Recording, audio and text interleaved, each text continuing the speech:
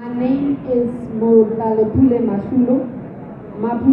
I'll be speaking about how to ensure that you use the new B-BBEE course to your advantage. This is basically how the presentation is going to look like. I'm going to begin by just basically alluding as to who will benefit from this presentation, what the purpose of the amended construction codes are, and also understanding the different that's her name. what does level 1 mean versus level 2, level 3, and how to ensure that you maximize preferential procurement, which is basically where the BBEE points are, and establishing a credible supply development program for yourself, and how to score points using skills development. And there's a model that I developed as part of my MBA studies called the Business Growth Metrics. I'm going to highlight on it and where to begin with management control and how we can assist you to ensure that you get the best BEE level. Now, importantly, who can benefit from this production or from this particular presentation? If you are a large company or in built environment or a built environment professional, that's your architect and your engineers, and your turnover is more than 50 million, you can benefit also. And you need to know how to establish an enterprise supply development, how to establish a mentorship program, how to initiate the skills development program, and also how to ensure that you score maximum points under the scorecard. And people who need to understand what BEE level is all about. What is this BEE Halabaloo all about? I'm going to begin with a very interesting quote by Stephen Covey, one of the best-selling writers of the day.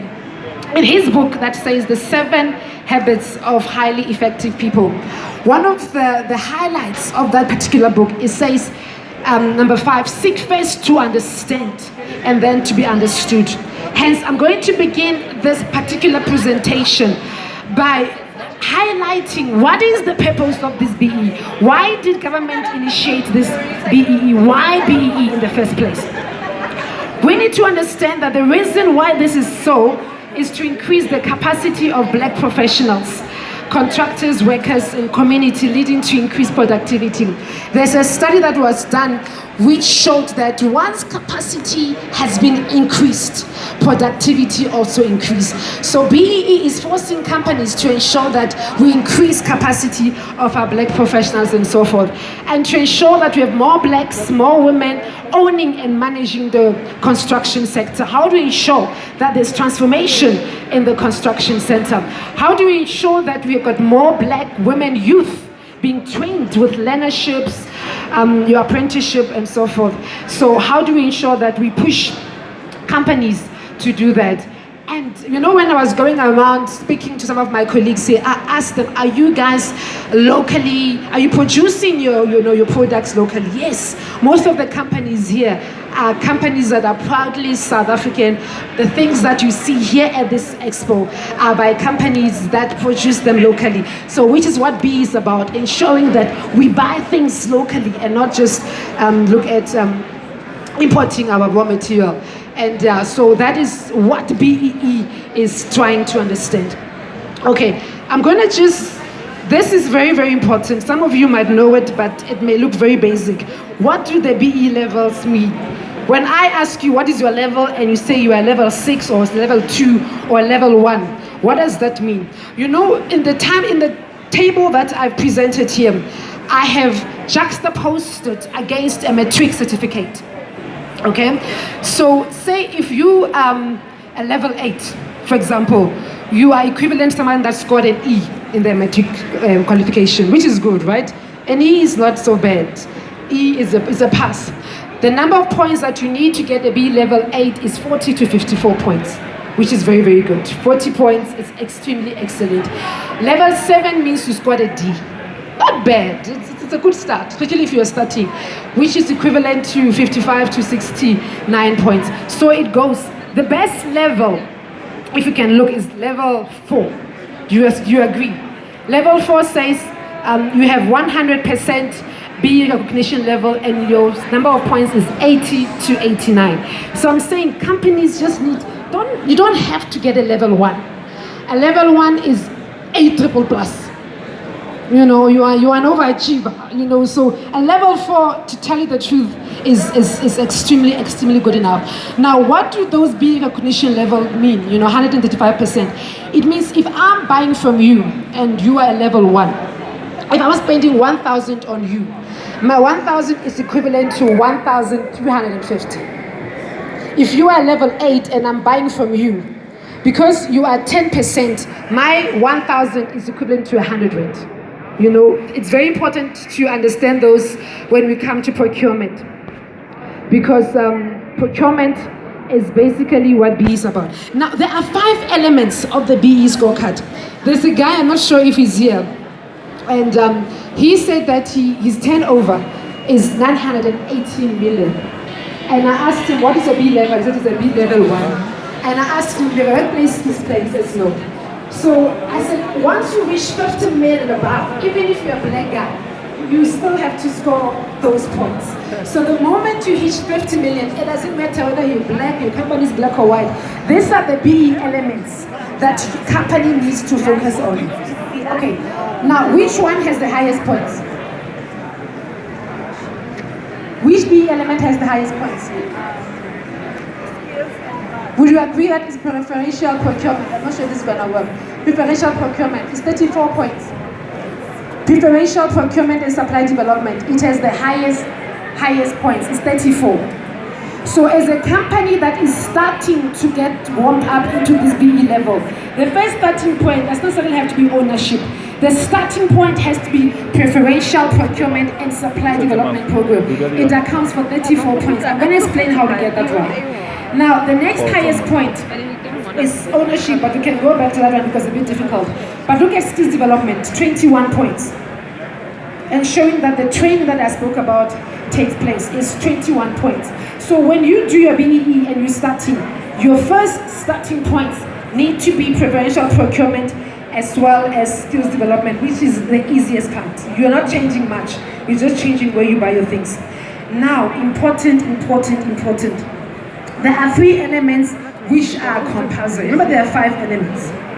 The 3 elements are compulsory. It's ownership, skills development, and preferential procurement and supply development. Those ones with the highest points. You need to score about 40%. I'm going to explain how that works. You need to score 40%. It doesn't mean that 40% of your company must be like, When we calculate the points, you must get 40 out of 100. If 40%, if I can simplify it like that. And with skills development as well, and preferential. If you are a large enterprise, you have to get those 3 in order. If you are a qualified small enterprise, ownership and 1 and 2. Now, if you don't get at least 40% on any one of those, you'll be downgraded. You know, we're speaking about junk status and so forth. That means after we've done your calculation and we realize that you are at level 6, you know, you did preferential procurement, skills development, SED, everything, but you did not do ownership. Instead of getting a 6, you get a 7. Or you did ownership and everything, but you skipped out on skills development. And at the end, you know, you got 80 points. It's supposed to be a level 4. We downgrade you to level 5. That's basically what it means. And remember, this is done annually. So whatever level you were last year, you have to repeat it again to ensure that you maintain it.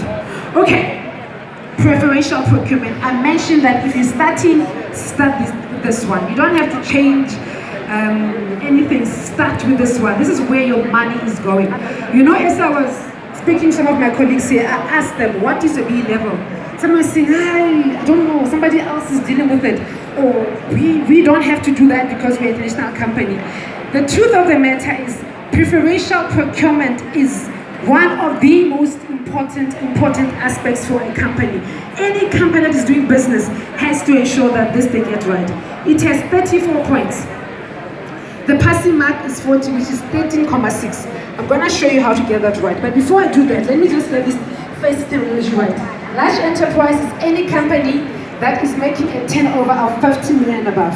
You are a large enterprise. A QSE is a company that is making between 10 150 million. This presentation is going to be available on the Totally Concrete website and also on my website. And EME is a company with less than 10 million per annum. And then you have what is called Black Designated Group, which are companies that are owned by youth, people with disabilities, and those living in rural areas. Another important terminology is empowering supplier. Empowering supplier. Companies need to do businesses which are empowering. And even on your B certificate, it's going to have that question, are you an empowering supplier? If it says no, you might just as well throw that piece of paper away. It doesn't mean anything, okay? An empowering supplier means you are compliant. You have a level, whether 1 or 8. You are an empowering supplier. Number 2, you comply with all the regulatory requirements. That means, you know, your tax clearances are in order. So just remember those things because I'm going to use them in the next slides. Okay, you don't have to read what it says there. This is just a cut and paste from the amended construction codes. I have simplified it for you in very, very simple English. Okay, 80% of your procurement budget has to be spent with an empowering supplier. Remember I mentioned what an empowering supplier is.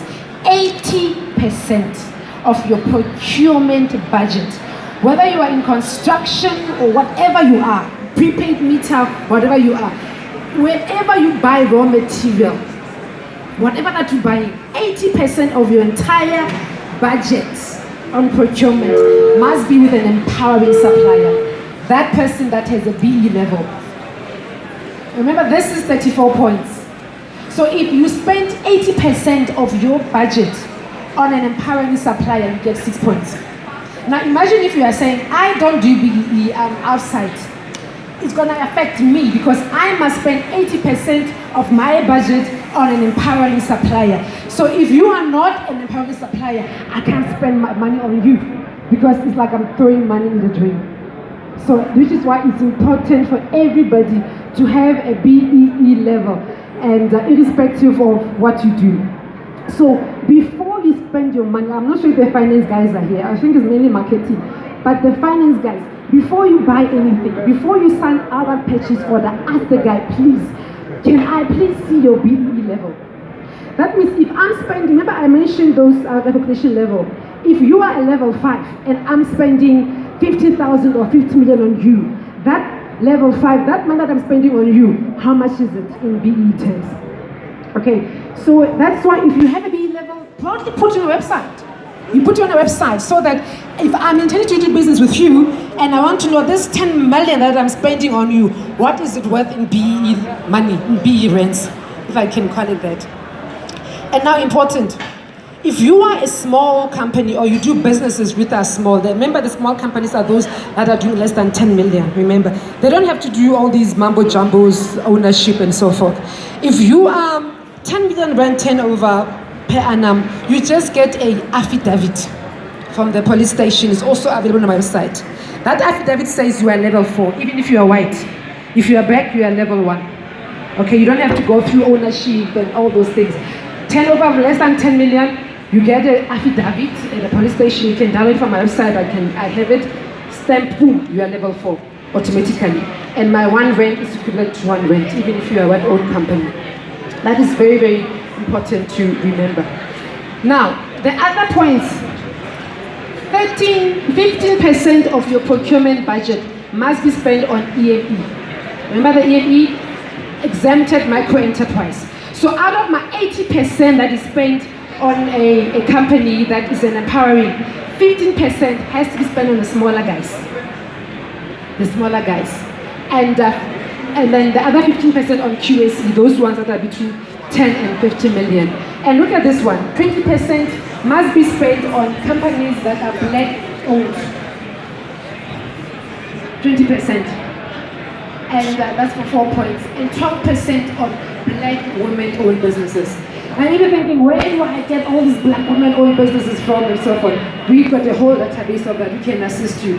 And I was hoping to see Sawik here, South African women in construction. But it's not something that you should worry about. We can assist you with all those things. Examples could be small things like stationery, your PPE, cleaning material. It doesn't have to be, they're not here supplying with polymers and so forth. But it could be those small things that instead of buying them at OK or Checkers, you buy from them. Okay, that's preferential procurement. The next important one. So with those points, I've gained you about 34 points, and we have not changed anything. You just changed the way you buy your raw material. Skills, supply development. Supply development counts for 15 points, and it is also part of the ESD 34 points. It gets a bit tricky here,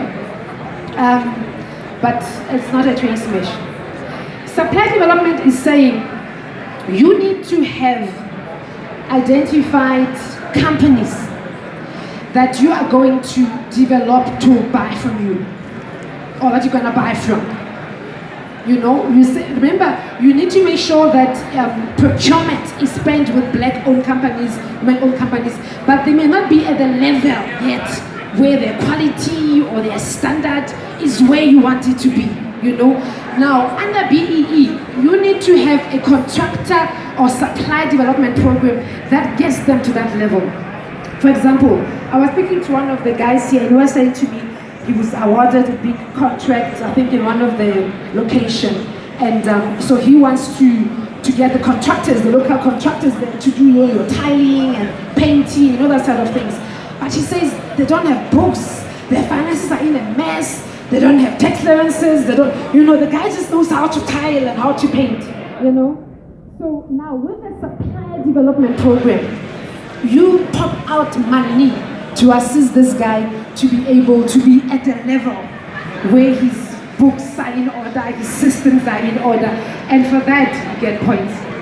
Now, these companies, it must be, you can even have shareholdings in that company, but it shouldn't be more than 20%, and they should have a tax clearance certificate and an affidavit. You must do a proper analysis program to look at their needs.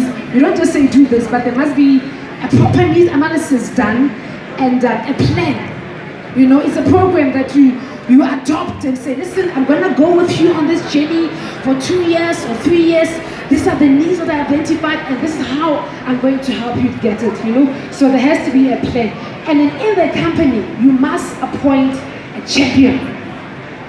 You have to have an ESD champion, somebody at a senior level who's going to drive this particular program for you.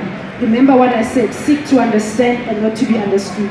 So ESD is ensuring that happens. And examples of ESD skills transfer. Teach them how to tender. Teach them about branding, how to, consulting services. Even if you have to assist the guy with a loan, to buy some of the raw material. A very interesting example that I was privy to be part of is one company. I'm not going to mention the name. It's one big company. There's this gentleman who approached them and said, "Listen, there's this machine I want to buy. This machine can clean grease from the driver. Most when you park cars and your oil is spilling and so forth. So in this company, they're very high with safety. So he noticed that sometimes you have these cars coming and leaving grease. There's a machine I want to buy that can clean the grease on the driveway. This machine costs so many millions. Now this company, I assisted them to do the deal together in such a way that they bought the machine for him, and he was given a contract to clean. So it's a win-win situation because the driver is clean and they gave him a loan to buy the machine. Part of the loan is paid when he's contracted to do the work. So it's those kind of examples that are under this ESD. Okay, I'm gonna go quickly. Skills development, we've done with ESD. Skills development. This is 21 points, and the minimum is 8,4 points. If you don't get 8,4 points under this one, you are downgraded. Very, very simple. Very, very simple. Step number one, you need to have a training budget. Okay, you must have a training budget to score points. How do I calculate my training budget? If you are a large company and you're paying more than 500 million an annum, you are already paying levy to SARS. 1%. It's a must. Not every company is paying it. Now, the 2% of the 1% is your training budget. You know, say for example you pay an SCL of 1 million per annum to exercise. 2% of that is what? 20,000. Very, very little. You know, so that's your training budget. So you start off knowing that this is my training budget, and you put it aside. You're going to spend it training black people on skills development. Once that is done, and you have receipts and invoices showing that you spend that money, 4 points is scored easily. Step number 2 is how many black people are you going to train? The minimum is 2.5% of your total employees must be trained. So you can't say, I'm training 2 people or 1 person. So we look at the size of your company. How many employees do you have? 2.5% of that is what comprises the minimum or the compliant target that you need to train. Example, I always like to work with example. If your company has 250 employees, 2.5% of what is that? Is 5. This is very, very simple. You know, very, very, very simple. So you know that I'm spending 20,000 at training 5 black people. And it also talks about people with abilities and so forth. How many you should train, which is very, very little. The last step is, actually the second last step is, because this is construction, you have to register them with a professional body. I saw the guys from SAICA, are they here? Construction, the guys from South African, what is it? Engineers, what do you guys do? What is it? Architects or something like that, you know? So you have to involve your black, not staff, like black people. You have to involve them with those groups as candidates. And how many? This should be, how we look, I mean the BBBEE says, first look at how many do you have presently in your company that have involved or registered with this professional groups, the engineers, you know anything about the what is it, these construction bodies that are here, you know. So say in your company, 7 employees are registered, they are members of these companies. So now, you have to ensure that you enroll 60% of your total employees are registered. So let's say in your company there's 7 people who are registered as engineers and what have you. So now the target number is 60% of that, which is for people, black people that must be enrolled as candidates of professional bodies. Okay, now the last step is you need to have a mentorship program. This is the new thing that the code introduced, and I'm not sure if you can see there. How many mentees you need to have depends on the size of the company. If you have 700 employees, then you must have 10 people that are mentees, that are mentored. If your company has between 100 and 300, you must have 3. So if you have 3 people, black people, that are involved under a mentorship program, automatically you'll get those 3 points. Mentorship program, you know, it's things that we can assist you with. Terms and conditions, you must have a workplace display. That's the first question I ask. Somebody says, yes, I'm at the level what. I ask, do you have a workplace display? If you don't have those things, it doesn't matter what you're doing, because the training has to be accredited by CETA. I'm going to go very quickly. Now, the other important aspect that you can also remember is that you can also give bursaries to your staff members' children to go to school. You know, it doesn't even have to be a staff member's children, but I mean, bring it close to home. Imagine if your staff members, if you're the cleaner or the construction worker there, the child is in grade 10, grade 12, and you are paying the school fees. That school fees that you're paying, you know, comprise part of that budget that I spoke to you about, you know. So it's one of those feel-good projects that your company can start. Okay, and then, yeah, I'm gonna go, okay, this is very important. The training we're talking about, I know in construction there's training that's mandatory, like safety, first aid, all those things. Those ones unfortunately don't count.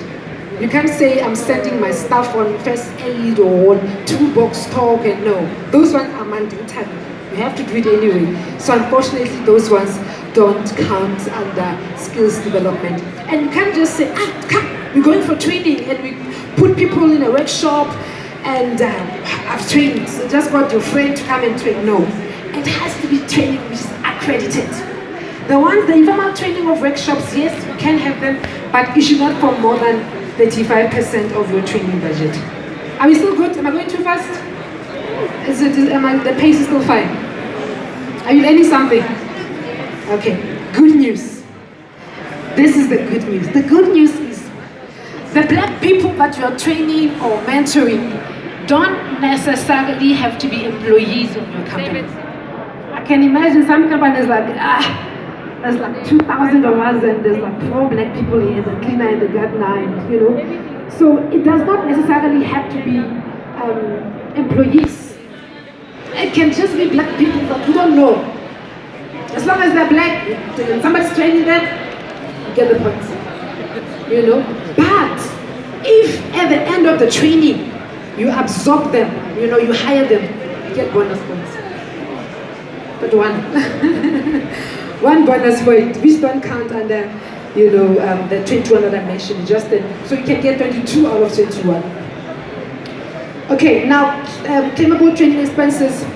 If you are sending someone on a training and you're still paying for their salary, the black person on a training, and you are still paying for their salary, that cost forms part of the training budget that I spoke to you about. And I spoke about scholarship and bursaries, even for grade 10 and 12. Okay, skills development, I've covered that. Okay, I'm going to discuss with you what is called the business growth metrics. You know, you may be thinking, oh my God, champions, skills, mentorship, where do I begin? Now, we've developed, like I said, as part of my MBA, I developed this business growth metrics. And it's a one-stop shop for mentorship and skills development. The premise was that doctors train in medical school, lawyers train at law school, plumbers train. What about entrepreneurs? You know, so this business growth metrics is a model that includes mentorship. Our training is special that it includes mentorship. Like, you know, when accountants do articles and artisans do apprenticeship, teachers do practicals. So entrepreneurs, we give them an opportunity to be mentored by the company.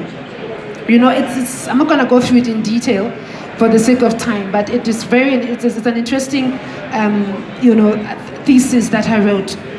And it's got different levels, from your Jumpstart, skills transfer, deployment, up to coaching and mentoring. You know, Jumpstart is when we do, you know, your entrepreneurship profile.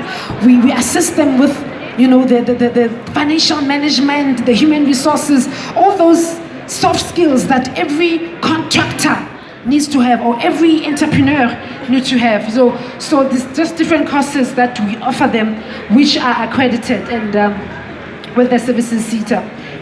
They do assignments. You know, I'm going to go through this very quickly, but it's a model that we have developed which takes care of your mentorship for you. Okay, for the sake of time, I'm just going to highlight ownership, which is one of those elements that are important, without which, you know, you'll be downgraded. With ownership, it's important to note that it's not free. You don't have to give away shareholding of your companies for free. I always say it's similar to listing your company on the JSE to raise capital. The only difference is the listing is targeting black empowerment, and it's not free. You know, it's an easy way to raise capital and to purchase new equipment. I mean, I assisted lots of companies together with my colleague on, you know, he's a corporate advisor on how to go about doing it. And this time, the time will not allow me to assist you on doing that in today's presentation. But we've got a stand and I can give you more information. Okay, what does the code say? The code says 32.5% of the shareholding is given to black people to gain 4.5 points. The points are very little. 32.5%, up to 35. It raises every year for the next 3 years with this to get 4.5 points. And 10% of which should be to black women. Then you get an additional 2 points. And it should not just be voting rights, they should also be given economic rights in the sense that they should be able to get dividends. And if you give your employees, if it's a large company and it gives employees shareholding, which for me should be, the focus. Instead of giving people that you don't know, start with your employees. If it's employees, under the employee ESOP, employee share ownership scheme or program, you gain an additional 3 points. And if it's black people who've never had shares anywhere else, it's an additional 5 points. Okay, lastly is management control. Management control is not compulsory. It is, but in the sense that you will not be downgraded for not having a management control in place. But unlike the generic codes, it's one of the ways that you can be caught out for fronting. There are companies that have fronted, they just give their gardener or their nanny at home shareholding, and the guy doesn't even know about it. But with the construction codes, those guys can be caught. This is an example of a live, I took out the company, the name of the company, but it's a scorecard. And I don't know if you noticed something very, very strange about the scorecard. The ownership is spot on. It was under generic, which was 25%. The ownership is spot on. 25.1% is given to black companies, and for that they're getting 20 points. But look at something strange. I don't know if you're noticing, there's something very, very strange about this. Management control is 1.42 points.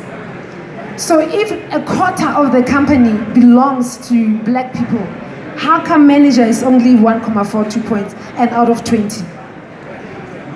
So it shows that there is a bit of fronting happening here. Because if people have shares in your company, black people have shares in your company, they should be at board level, So this was a true example of fronting, LO1. And interestingly, look at skills development. This company lost a lot of points. They were just focusing on ownership.